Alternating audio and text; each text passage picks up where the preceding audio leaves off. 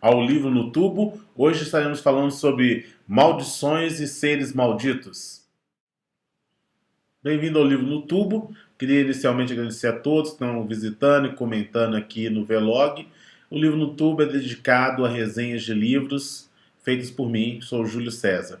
Bom, hoje vamos falar de maldições e seres malditos. E para começar, é esse livrinho aqui, O Corvo e Suas Tradições, de Edgar Allan Poe, mais organizado pelo Ivo Barroso, segunda edição aumentada. A editora está aqui no canto, é a Lacerda Editores.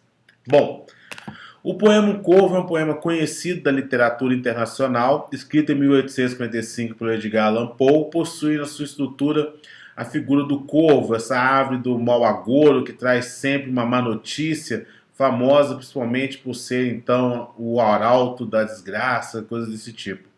Bom, o poema ganhou o mundo rapidamente, principalmente pelas traduções feitas em francês pelo Baudelaire, que era um dos fãs do Edgar Allan Poe. E o Edgar Allan Poe não só escreveu O Corvo, como diversos outros contos, principalmente envolvendo mistério, envolvendo crimes. Ele era um autor assim que pode ser caracterizado como aquele autor de temas melancólicos, sombrios e assustadores. Teve uma vida curta, infelizmente, marcada pelo álcool, marcada por muitas dificuldades, o que de certa forma passou muito para os seus contos, né? E de certa forma para o Corvo. Essa edição especial que eu mostrei aqui para vocês, ela se destaca por trazer também a filosofia da composição. Ou seja, um texto do próprio Edgar Allan Poe, onde ele explica os motivos e a construção do seu poema. É muito interessante, mostra como, por exemplo, ele decidiu logo pelo fim, o que deveria ser a conclusão do poema em si, e depois ele vai aos poucos construindo baseado nessa conclusão. E a frase famosa do poema é o nunca mais, nevermore, que o Corvo vai falando repetidamente. Existe uma personagem que desperta em uma sala cercada de livros e ouve barulhos ao seu redor, acha que pode ser alguém da própria casa, mas quando abre a janela, recebe a visita do Corvo, né, essa figura sombria, que acaba, ao longo do poema, levando a conclusões ainda extremamente sombrias para o personagem, né? Bom, eu separei um trecho da filosofia da composição, onde o Edgar Allan Poe explica um pouquinho dessa composição. Recomendo muito essa edição. Entre os tradutores nós temos Machado de Assis. Então, se você gosta de poesia e se você gosta também de literatura, eu tenho certeza que esse livro vai te conquistar por não só trazer a tradução, mas por também fazer essa imersão no universo de criação do Edgar Allan Poe. Vamos ver se você gosta da próxima passagem.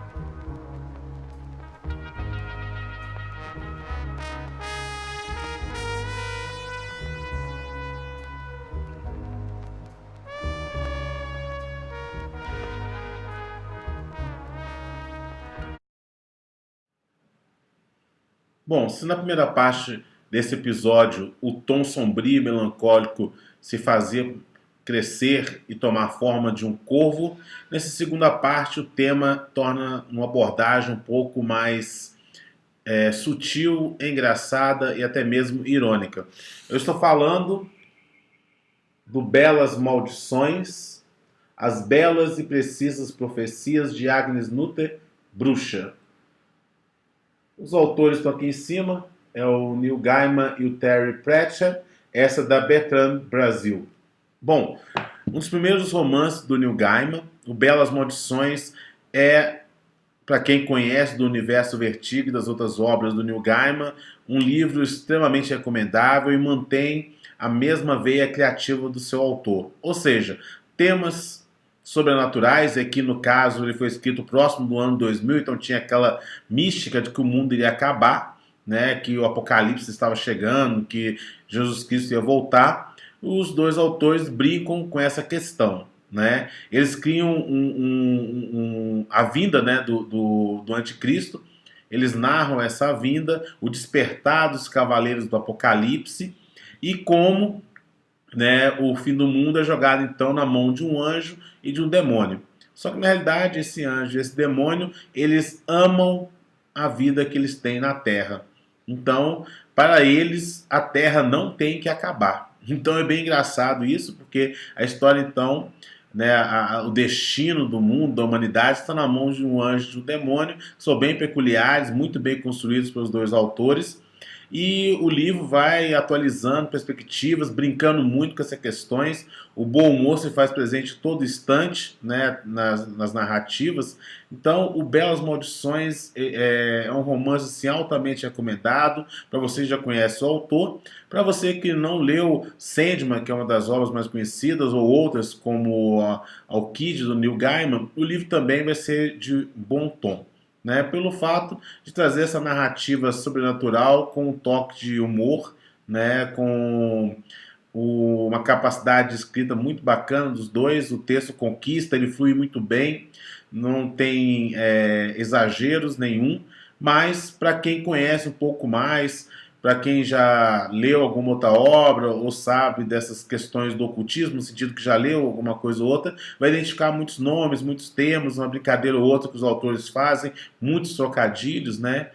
E eu gosto muito de uma parte que tem assim, que vale a pena ser destacado, é que eles fazem uma atualização dos Cavaleiros do Apocalipse, né? Eles, na realidade, agora não estão montados mais a cavalo, mas são como se fossem motoqueiros, Hell Angels, né?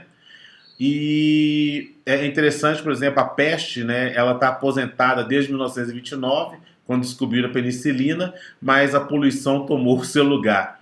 Né? A fome é um executivo do ramo de alimentos que criou, né, uma marca de comida muito famosa que não engorda, mas também não alimenta. Okay? E a guerra é uma mulher que trai ou distribui o seu nome onde passa, né, causando aquela guerra entre as pessoas, né? Então, só por essa descrição minha aí já dá para vocês terem uma ideia do tom do livro. E eu escolhi uma passagem bacana para vocês. Recomendo muito. Belas Maldições.